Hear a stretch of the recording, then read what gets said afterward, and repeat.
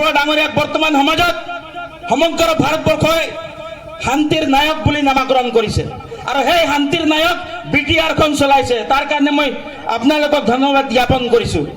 এই শান্তিৰ নায়ক প্ৰমোদ বড়ো ডাঙৰীয়াৰ কাৰণে জোৰদাৰ এক তালি হ'ব লাগে। যি অঞ্চলৰ যি বিটিআৰৰ নায়কজন তথা CM-জন অভিভাৱকজন সদায় পণ্ডিতৰ নিচিনা কথা কয়, জ্ঞানীৰ নিচিনা কথা কয়।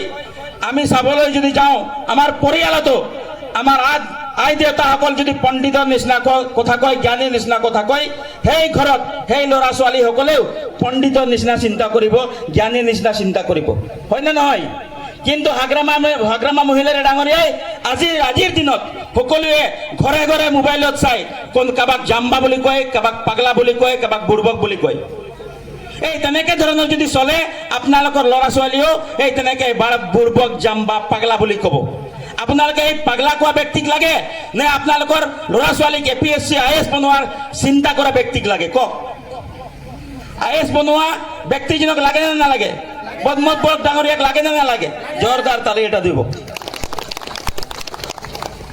বৰ্তমান সময়ত প্ৰমোদ বড়ো এজনেই ব্যক্তি যিজনে এই 17 বছৰত ইয়াত যে 26টাকৈ জনগোষ্ঠী আছিল সেই কথাই কোনোদিনে উদ্ভাৱন কৰা নাছিলে। আজিৰ দিনত গাৰোই হওক, মিচিঙে হওক, বড়োই হওক, ৰাভাই হওক, এই ক্ষুদ্ৰ ক্ষুদ্ৰ জনগোষ্ঠীৰ ভিজন ডকুমেণ্ট প্ৰস্তুত কৰা হৈছে। যি ভিজন ডকুমেণ্টছৰ যোগেদি অনাগত দিনত সেই জনগোষ্ঠীৰ সমস্যাসমূহ সমাধান কৰা হ'ব। আৰু মই গৌৰৱেৰে ক'ব বিচাৰিছোঁ যে এইখন BTCত সকলোৰ কাৰণে কলা কৃষ্টি সংস্কৃতি আৰু মান সন্মানেৰে বজাই ৰখাৰ কাৰণে চিৰাঙত এখন ডাঙৰ মিউজিয়াম প্ৰস্তুত কৰা হৈছে। এইকাৰণে জোৰদাৰ তালি এটা দিব লাগে যে সকলো জনগোষ্ঠীৰ কলা কৃষ্টি তাত থাকিব। কিন্তু প্ৰমোদ বড়ো অহাৰ পিছত যেতিয়া প্ৰমোদ বড়োৰ UPPL দলে ৰাইজৰ ওচৰত যোৱা 2020 চনত প্ৰচাৰ কৰিবৰ কাৰণে আহিছিলে, আমাক সকলোৱে ভয় খুৱাইছিলে, আমি শংকিত হৈছিলোঁ। 2020 চনত যেতিয়া নতুনকৈ আকৌ BTR শান্তি চুক্তি কৰা হ'ল, শান্তি চুক্তিত 7.2 বুলি এটা কথা লিখা আছিলে, য'ত মানুহক উচ্ছেদ কৰা কথা লিখা আছিলে। যিটো মাটিত আমাৰ মাটি নাছিলে, সেইটো PGR আৰু VGR মাটিত তেনেকুৱা থকা মাটিত সকলোকে ভয় খুৱাইছিলে। আৰু ভয়ৰ কাৰণে মেক্সিমাম মানুহে প্ৰমোদ বড়ো ডাঙৰীয়াক মেক্সিমাম মানুহে ট্ৰেক্টৰ ছবিত ভোট দিয়া নাছিলে, হয়নে নহয় ৰাইজ? বিগত বছৰত আমাক ভয় খুওৱা হৈছিলে।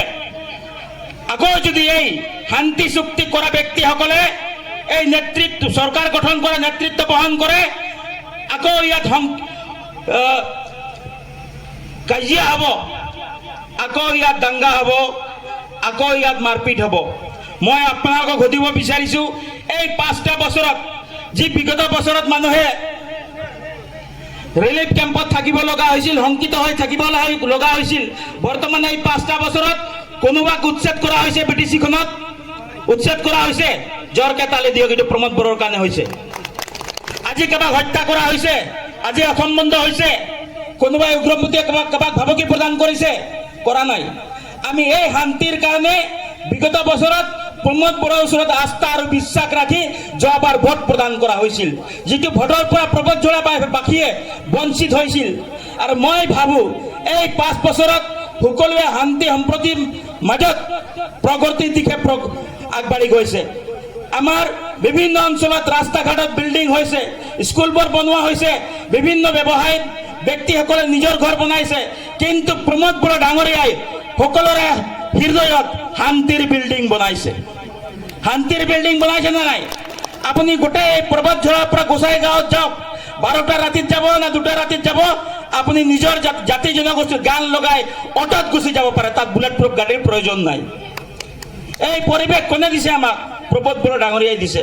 আজি যুৱ চামৰ কাৰণে প্ৰমোদ বড়ো ডাঙৰীয়াৰ চিন্তা, প্ৰমোদ বড়ো ডাঙৰীয়াৰ দৰ্শন বহু ওপৰত।